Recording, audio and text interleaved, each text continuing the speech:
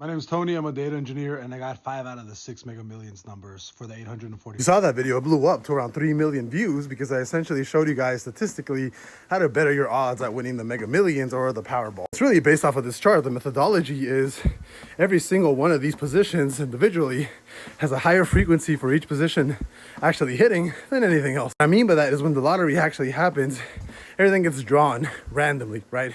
25, 52, 1, 10, 32, 7, and then you get like a mega or Powerball at the end. After that happens, they all get rearranged from lowest to highest, and that's your actual Mega Millions or Powerball number. Actually, what I did is I took all the data for the past 30 to 40 years on the Powerball, and this is basically what you actually have. Position 1, it looks like the highest range for position 1, you're getting anywhere between a 1 and like a, what is it?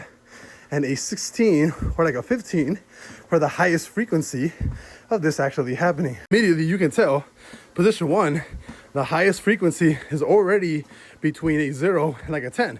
So if your first number is over a 10, it's like a 95% chance you already have a losing ticket. Here, right? Again, for position 2, you want to pick somewhere between 10 and like a 25. Position 3, you obviously want to pick a position or a number between like 30 and like 45. Position 4, same thing, anywhere between 40 and like 45. Position 5, you're looking at anywhere between like a 50 to like a 50 or 65, like that, or like a 55 to 50 to 55. And then the Powerball is actually pretty random considering it's a flat count, right? A lot of people have told me like, hey, just grab the data and throw it into AI so it can recommend numbers.